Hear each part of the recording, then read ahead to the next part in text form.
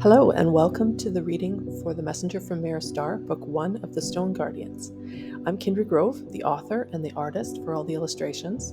This is a reading of select passages from chapters 1 and 2, most notably of which is the scene where all of the characters meet for the very first time. Myris Dar, from the chapter Leave-Taking.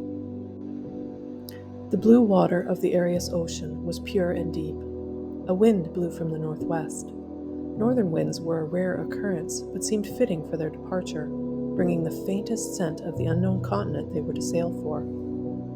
Rowan looked away from the surging swells that rolled under the dock and studied the rocky shore of the bay. The wind caught a few loose strands of her hair, tugging them free of her long braid. Her small party stood on the shore, going once more through last-minute packing and organizing. She could hear their excited voices now and then. Their horses stood in a milling group beyond, and Rowan made out the gray flashes of her big stallion. Her mother and brother had seen her off from the city earlier this morning, but she had not wanted them to come to the port, needing time to herself before she and the others embarked on the foreign ship. Her cousin Dell was off to the side, perched on a huge boulder rooted in the churning surf. Like her, he needed to be alone for a last farewell to their island home. Most of their small party had said their goodbyes back in the city, except for Lesiana, inseparable from her husband until absolutely necessary. Rowan turned her back on the rising volcanic hills of the island to face the sparkling ocean again. After the banquet last night, with its fanfare and revelry, the morning was quietly portentous. She flexed her hands into fists and relaxed, exhaling. The sense of gravity of their mission would not leave her. Mirians were very supportive of sending aid to the mainland, even when they knew little of its people, but Rowan suspected that many of the islanders did not completely understand the nature of the mission they had voted to send to Arius. She had woken long before dawn to sit, awaiting the soft glow of the rising sun as it filtered through the open fretwork of her room. She had been suddenly afraid she would never again see the sun rise over the island of Myris Dar.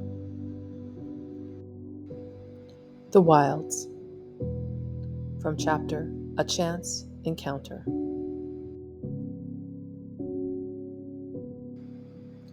As he crept toward the campsite, Torrance studied the lonely figure huddled over the small fire. The flames of the fire were well concealed. Only the light it cast upon the figure hunched over it betrayed it. A larger, pale form, highlighted against the deeper surrounding shadow, shifted beyond the camp. A horse. Despite the lateness of the season, the night air was still warm, and although this was one of the most beautiful places to be traveling through, it was also an extremely dangerous one. Torrance crouched down and waited, as he knew the others were also doing. The scent of earth and dead leaves rose from the forest floor. He breathed it in deeply. Arenalis appeared suddenly at his side, motioning that all was clear. Torrance had long since become used to the silence of the Tinithian. He could almost always hear the approach of men like his own kin, but a Tinithian was something completely different. The stealth of the Twilight people was legendary, their tracking skills unparalleled. Torrance believed these talents had to do with the shape-shifting abilities of the slight, nimble race. It was Arenalis who had first seen the faint glimmer of firelight through the trees, and while he had crept close to the campsite to investigate further, Torrance, his brother Nethel, and their two other companions, Daelmar and Borlin, had waited in the shadows. When the Tinithian had returned with the news that there appeared to be only one occupant, they had tethered the horses and begun to cautiously move toward the light of the small fire. The camp and its single occupant were cause for more than a little curiosity. Torrance and his companions had believed they were the only ones able to move through these rugged lands. He glanced up at the stars. Only a short time had passed since the discovery of the stranger. Torrance looked ahead to the campsite and the lone figure, questions filling his mind. When he glanced back to Arenalis, the Tinithian had already disappeared, moving on to signal the others that all was safe. Daelmar had sensed no magic from the stranger, which meant they would not be surprising a Rith who could wield deadly fire. Torrance stood and began to walk toward the campsite. It was time to solve this mystery. It was important to know how the stranger had traveled so far into this forbidden territory, avoiding the death that claimed so many others. "Ho, the camp!" he called. The figure rose smoothly, reaching swiftly to the sword over his right shoulder. "We are friends and mean you no harm," Torin called quickly. "We wish simply to share your fire for a while." The figure hesitated, but did not lower his hand from the weapon. He was cloaked, his face hidden within the darkness of the hood. "What do you want?" came a soft reply. It was almost a whisper, and there was a hint of a strange accent. "We were passing by, looking for a suitable rest site, and saw your fire. We have food, if you have not eaten already. We would share it with you." "How many is we?" "There are 5 of us. It is safer to be with a few than with none, don't you think?" The figure dropped his hand slowly and looked around at the shadows. He staggered and caught himself, standing upright again and reaching reflexively to his left shoulder. The man was wounded. "I do not trust strangers to share my camp." Again a quiet reply and the unfamiliar accent. Torin resumed walking toward the fire. "You look like you are injured. My brother is a healer. He could take a look at your wound." He stopped 3 paces from the stranger to avoid causing alarm, though from what he could see of him in the darkness, the stranger did not appear to be intimidated, despite his condition. Torin had learned long ago how to use his size to his advantage. He was bigger than the average man, especially the smaller southern people.